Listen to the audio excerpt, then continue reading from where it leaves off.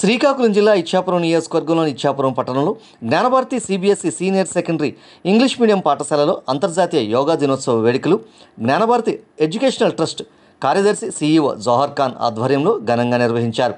కార్యక్రమంలో భాగంగా విద్యార్థులు యోగా విన్యాసాలను, సామూహిక సూర్య నమస్కారాలను ప్రదర్శించారు.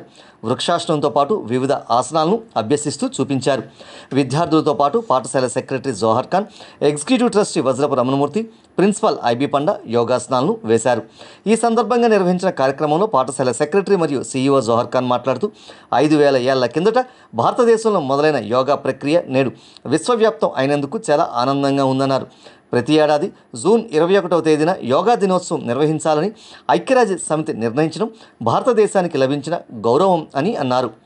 యోగాభ్యాసం ద్వారా మానసిక, శారీరక ఆరోగ్యాన్ని సాధించవచ్చునని, తీవ్ర ఒత్తిడి సైతం జయించవచ్చునని పేర్కొన్నారు. ఎగ్జిక్యూటివ్ ట్రస్టీ వజ్రపు రమణమూర్తి మాట్లాడుతూ చిన్ననాటి నుంచి యోగాను అభ్యసించడం అలవాటుగా చేసుకోవాలని సూచించారు.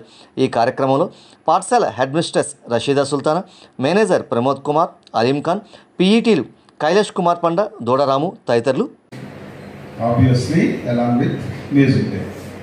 On this event, I wish you the International Yoga Day as well as International Music Day. Dear students, both are the significant arts which changes the human being lifestyle and character. I can tell ప్రావీణ్యం సంపాదిస్తే వాళ్ళ జీవితం సఫలంగా, సరళీకృతంగా, ప్రశాంతంగా జరుగుతూ ఉంటుంది. ముఖ్యంగా యోగా అన్నది ఎక్కడో పుట్టలేదు, మన దేశంలోనే 5000 సంవత్సరాల క్రితం ఇది పుట్టింది. అయితే ఈ యోగా అన్నది ఇప్పుడు ప్రపంచవ్యాప్తంగా ఆదర్శం అయిపోయింది. అదే ది ఇండియన్, భారతీయుడు. భారతదేశంలో ఉన్న ప్రాచీన కళలు ఒక్కొక్కటి ప్రపంచం ఇప్పుడు యాక్సెప్ట్ చేస్తుంది. ఈ కళలో ముఖ్యమైనది యోగా. మేము కలకటాలో బెలూరు మట్టు పట్టుకెళ్ళాం. బెలూరు మట్టు అన్నది ప్రపంచానికి వెలుగునిచ్చి, ప్రపంచాన్ని ఇండియా ఉన్నదని, ఇండియాలో ఉన్నటువంటి వివిధ కల్చర్స్ని ఫోకస్ చేసినటువంటి మహానుభావుడు ఎవరు? స్వామి వివేకానంద. ఈ స్వామి వివేకానంద ఏ ఒడిలో పెరిగారు? రామకృష్ణ పరమహంస గారి ఒడిలో పెరిగారు. అటువంటి రామకృష్ణ పరమహంస తాలూకా ఆశ్రమం బెలూరు మట్ మేమందరం వెళ్ళాము. 2 సార్లు 3 సార్లు వెళ్ళాము. 2019లో కూడా వెళ్ళాము.